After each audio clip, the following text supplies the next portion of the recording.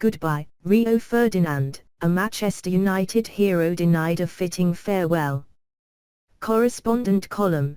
The centre-back suffered relegation in his final season and the latter years of his career were littered with injuries, but he was an exceptional talent. Football can be cruel in the way it discards the greats.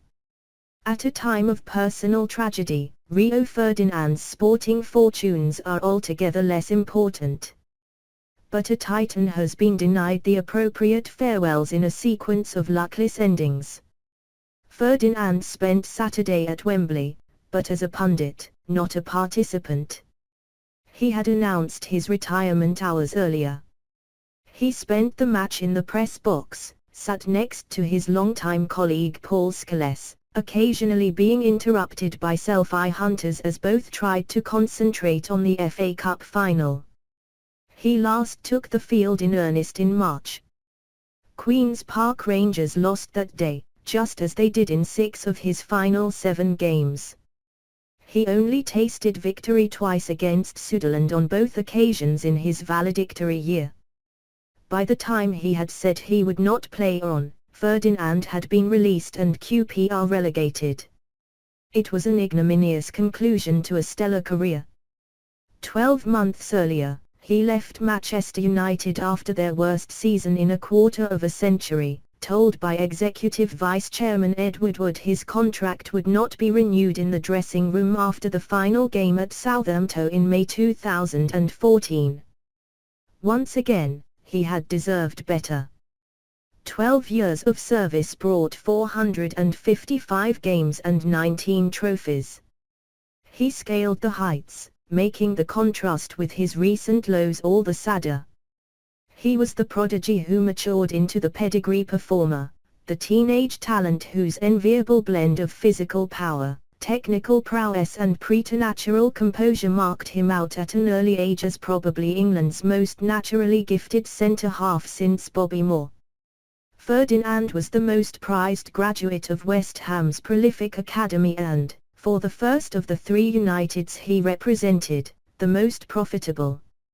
He was the centre-back who commanded prices normally reserved for centre-forwards. He was twice the world's most expensive defender.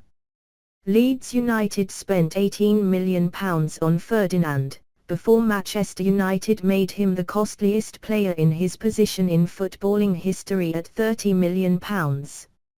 Even now, 13 years on and when United are ever more accustomed to paying sizable sums, the record price they have paid for a centre-back remains the fee banked by Leeds in 2002.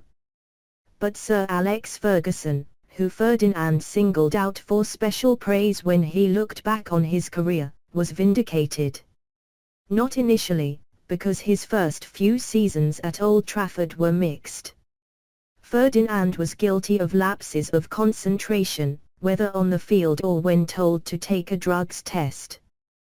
That omission came at considerable cost. Lesser talents were more accustomed to focusing. It took the arrival of Emir Vidic for Ferdinand to realize his potential. They became a 21st-century version of Steve Bruce and Gary Pallister, a blend of steel and silk, but after the globalization of the Premier League had brought an upgrade in personnel. Both could defend one-on-one against almost anyone. As a result, they enabled United to play such an attacking brand of football. There were times when Ferdinand would glide forward with the ball, his ability seemingly too abundant to be confined to his own half, but he made the transition from footballing defender to stopper. From 2006 to 2010, he and Vidic were the best central defensive partnership in club football. Over 4 years, United only conceded 101 goals in 152 Premier League games and reached the last 4 of the Champions League 3 times and its showpiece twice. They would line up together in the final again in 2011, but fell short to a superior Barcelona. Ferdinand, who had captained a Leeds team to the Champions League semi-finals, led the Manchester United side that won the 2008 final. Few have led different clubs so far on the continent, even though Ferguson eventually preferred to give Vidic the United armband. Perhaps it was another way of keeping the more lackadaisical Ferdinand on his toes, but, at his peak, the bigger games tended to bring the best from him. He was terrific in 2 World Cups, which is not something many of England's so-called golden generation could say. He was unused in a 3rd, in 1998, and due to captain his country in a 4th, until injury prevented his participation in 2010. Injuries became a constant in his 30s. The signs of decline were apparent as a Rolls-Royce of a defender needed to spend ever more time in the garage for repairs. He could no longer accelerate smoothly past everyone else.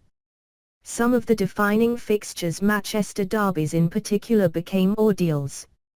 Others saw Ferdinand defy the aging process. After he was embarrassed by Gareth Bale in September 2012, it was testament to his character that he responded so well that he was named in the PFA Team of the Year for a 6th time, a statistic that illustrated his enduring class. In an otherwise forgettable final year at Old Trafford, and before David Moyes omitted him for the 2nd leg, his last outstanding performance came against Pep Guardiola's Bayern Munich.